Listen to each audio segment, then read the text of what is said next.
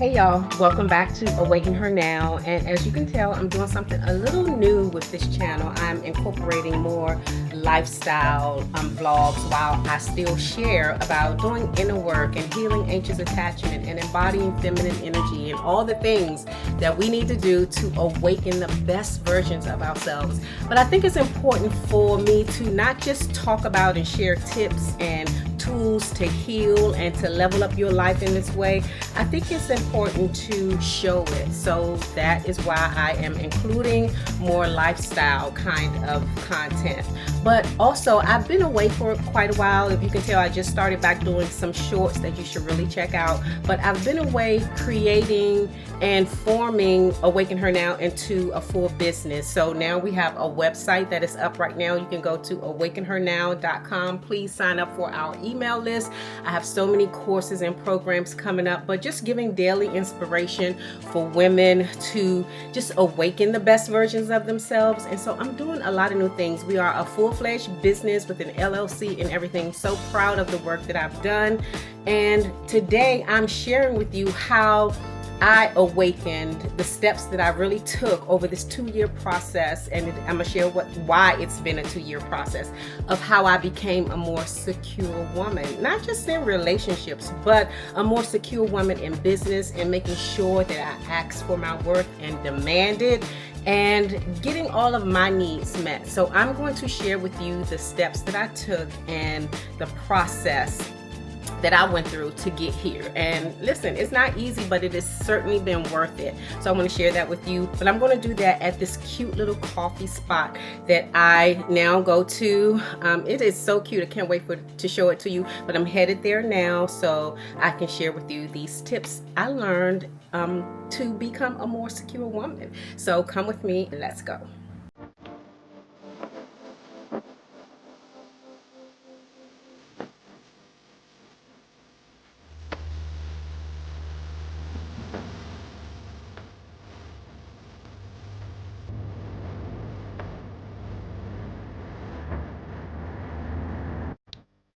So yeah, I decided I couldn't wait to get to the little coffee shop that I'm going to start talking about how I became a more secure woman. So I'm going to start sharing right now. And my whole process started about 2 years ago when I met, 2.5 years ago, I met this guy.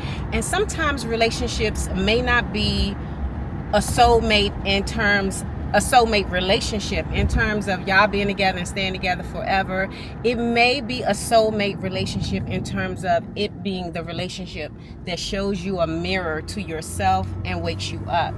And that's what happened to me and this guy that I met. I think he's a great guy, but you know, he and I were in this avoidant, anxious attachment, me being the anxious one and him being the avoidant one. So it was a chase, push and pull kind of relationship. But the reason why I am so grateful for that relationship, because this man held up a mirror for me, and the mirror was asking me, why are you chasing?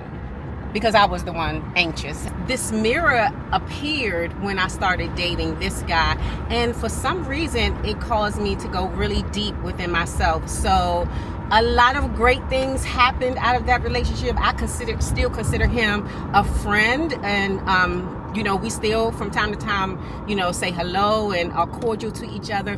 But I feel like I owe so much of this new person that I've awakened to that relationship, because it taught me to question a lot of things. Some people say that you need to heal before you get in a relationship. My experience is being in a relationship is what causes you to heal, because you can practice a lot of things, a lot of tools that you do to heal outside of a relationship, but they get tested in a relationship, and there you really see, you know, your growth and see the areas that you still need to work on. I appreciate all of the relationships that cause me to look in myself, to awaken the best version of myself. Listen, this whole business came out of this relationship. So I am excited to share my story, and I hope that it is a blessing to you, and that maybe you see yourself or see some tools that you can incorporate in your healing journey to awaken the best version of you. So let's get to this little coffee spot and I'll talk more there.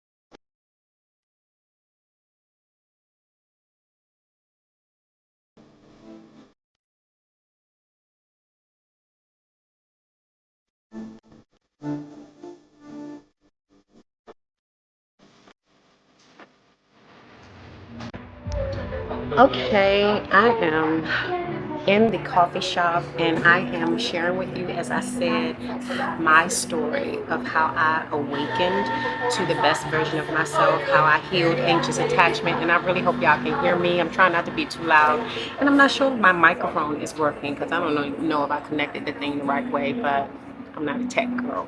But I do want to share, how the steps I took, and I took notes, and it's about 6 steps that I want to share with you that helped me awaken to the best version of myself. And honey, when I tell you, it's been 2.5 years journey of healing anxious attachment for me.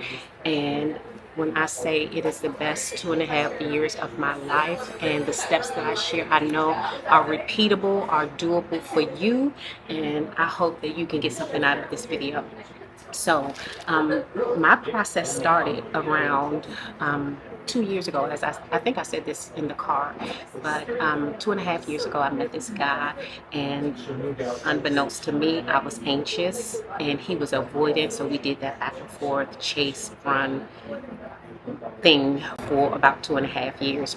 I'm not going to go into detail, but he and I, again, are friends, and I hold a dear space in my heart for him because I know that if I needed to heal, he does too. I appreciate that relationship because it held a mirror up for me to show how I needed to heal, and I know that I did that for him as well, but I'm not sure if he has taken those steps. But his journey is not my journey, and I can only wish him well and hope that he does. But this isn't about him, this is about me. So the journey started for me about the journey to healing anxious attachment started for me around, I want to say, the summer of 2023.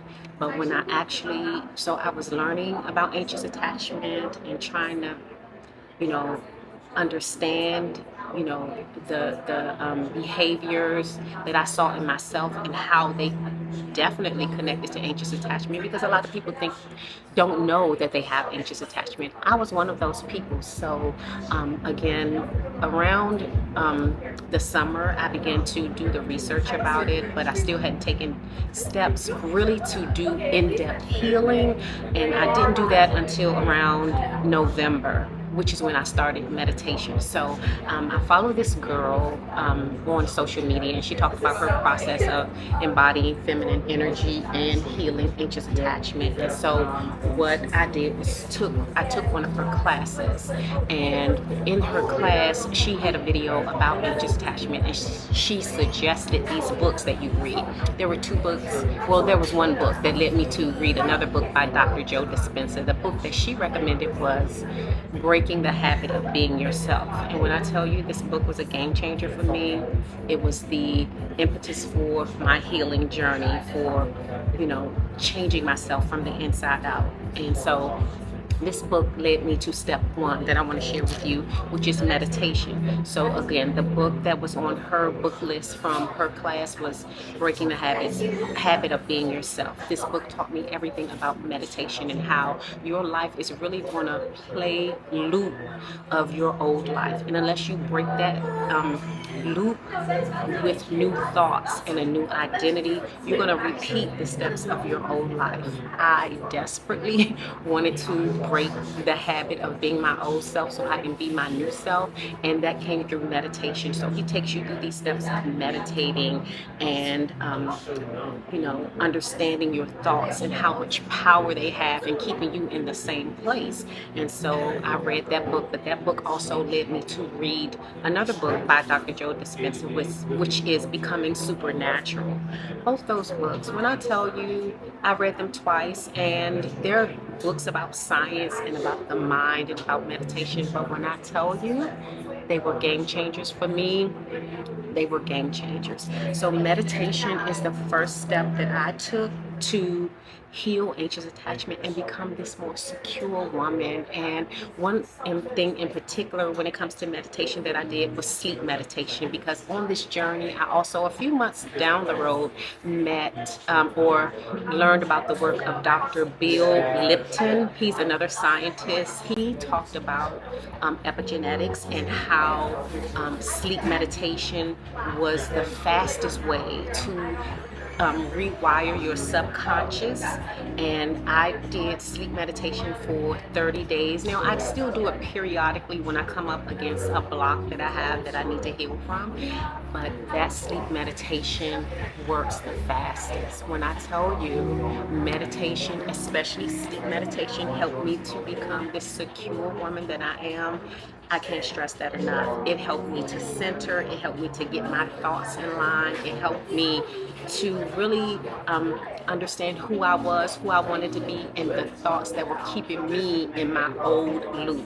So one thing I want to say that changed me and helped me become a secure woman was meditation.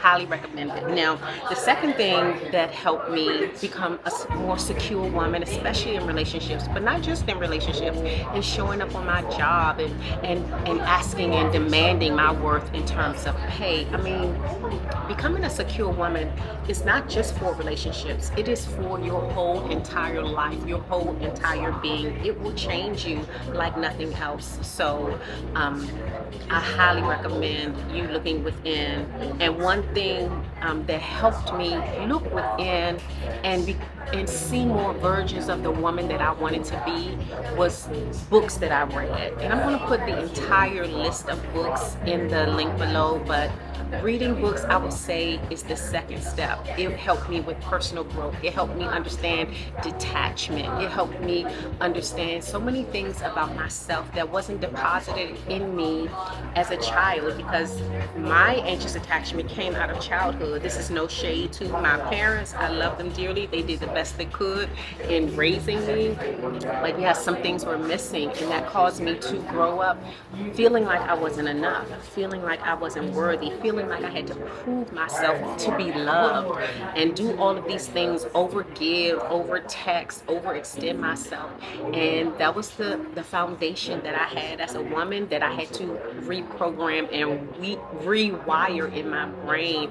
And Dr. Joe Dispenza's 2 books, but also the list of books that I'm going to put in the description below, helped me to do all the rewiring that I needed to do, and then it helped me to just level up in so many ways. So so many books. So I'm just going to put them in the link below, because I didn't write a list of the books, but I will leave the list below. But that is the second thing that helped me become a more secure woman, just understanding what it means to be a secure woman, understand all the different societal norms that shape women beyond your childhood. When you just growing up in a world where this is a patriarchy society and misogyny is very rampant, it is hard for women to be our full selves. It's a fight, and these books just help to shape the woman that I wanted to be, and I will gladly share that list with you in the description below.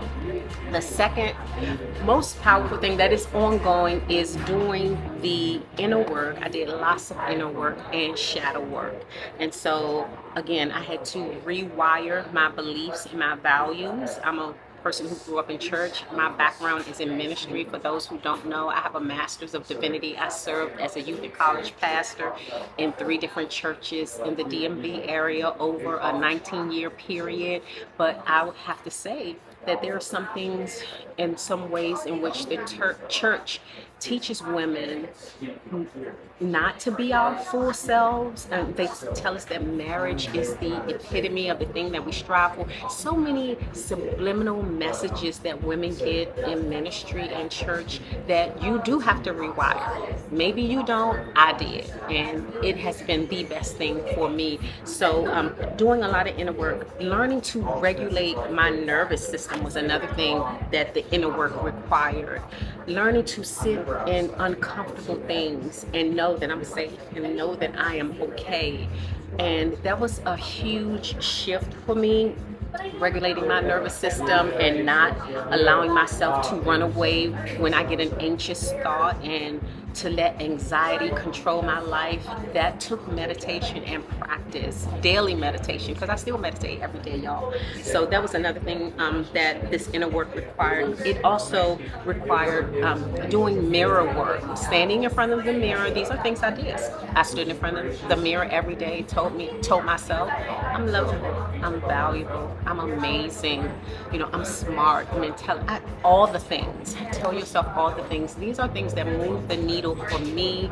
Another thing that hugely was a part of my inner work was self-acceptance. Now, I don't have to tell y'all that when you're doing a healing, when you're on a healing journey, there are a lot of times when you think about the things that you've done while you're healing, and then you think, oh, I can't believe I did that. Oh, and you just cringe at some of your behavior. That was me. But what I had to do is learn to accept every version of myself.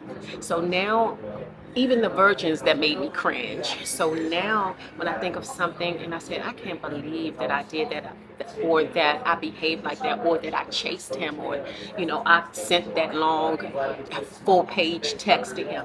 All of the things. Now when I look back at that part of me or that version of me, what I say is, thank you. I know you did the best you could, and what you did got us here. So I appreciate and accept every version of myself, especially the versions that make me cringe, because all of those parts of me need to heal. I need to this is a part of the shadow work, letting those hidden parts come to light so they can heal. So, because if you keep them hidden, if you keep them buried, those parts of you that you are ashamed of, or people told you to be ashamed of, or culture tells women to be ashamed of, you can't heal them. You have to be appreciative of every part of you that got you to this stage of life, or I do, and I did, and that has helped me to grow and grow and grow. And now I don't have those thoughts creeping in my mind that said, oh girl, that was horrible. Yeah, it was, but listen, you did the best you could, and I love you for getting us here. So that was a huge self-acceptance. Total self-acceptance was a huge part of me, becoming a more secure version of myself. And another thing that helped me do, I'm still on number 3, doing the inner work. And I'm trying not to make this a long video, but I have to share the things that work for me. And another thing that worked for me was being intentional about what I listen to and what I let in my ears, my heart, my eyes. And so that includes social media. I don't follow channels that degrade women, or channels where women are fighting, or channels where women are saying anything against the woman that I want to be. I want to be a self-loving, compassionate woman, a goal-oriented businesswoman, and I refuse to let, poison and toxic mindsets and thoughts and the way other people live get into my mind, because it can take root. And no, I refuse. I don't listen to music that degrades women, or music that talks about, I'm a ride or die girl. No, I ain't riding and I ain't dying for nobody. So I don't listen to stuff that goes against who I am and who I desire to be. I just don't let that stuff in. The moment I see something on my feed on social media, and I don't do a lot of scrolling there. I post a lot on social media because I'm again trying to grow a business, but no, if I see something that goes against who I am, who I want to be, who I ascribe to be, who I aspire to be, I delete it. I unfollow, I unsubscribe, or whatever I need to do, because it's important to be, for me to be intentional about um, what's shaping my mind and what's shaping my thoughts. So that is very, very key. Now I'm moving on to number 4, and number 4 was huge for me because, again, like I didn't know what anxious attachment was. Sad to say, I didn't know what feminine energy and what it meant to embody feminine energy. And I had to do a whole learning curve with understanding what feminine energy was, how to yield it and wield it, and what it meant to be a feminine woman. See, I really thought that being in control, and I thought a whole lot of stuff, y'all. I don't have time to unpack all the crazy things that my mind thought. But again, it's a patriarchy society. Again, it's a misogynistic society. So it's no wonder that I thought the things I thought. But when I learned about what it means to be a real feminine woman, I changed. And one thing that it helped me change was learning to receive. I was a woman who was trying to be that strong woman who didn't let people give to me. I was like, nope, I can do it. I'm independent, blah, blah, blah, blah, blah. And I had to, if I wanted to be a feminine woman, learn to allow people to give to me, to accept even compliments and just say thank you. It was hard for me to even accept compliments. Somebody would say, oh, that's a beautiful, I would be like, oh, that old thing, that is cost me $5, you know, just belittling the compliments that I would get. And I had to do a whole rewiring of my brain to be this feminine woman. And when I tell you, it changed the game for me. Leaning into being a feminine woman also gave me permission to play and to just be and to just have fun.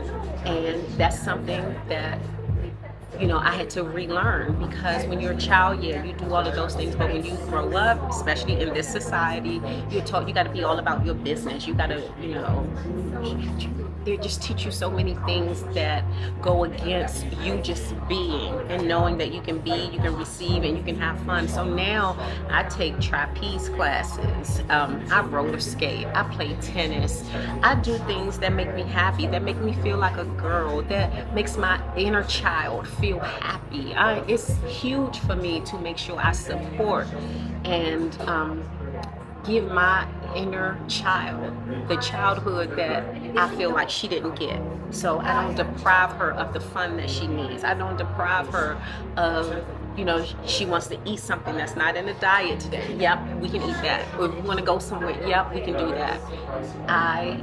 Feminine energy and embodying it, not just intellectually knowing what feminine energy is, but I'm talking about living it in your body, breathing it, allowing it to be your core essence, has changed the game for me and has allowed me to be a more secure woman.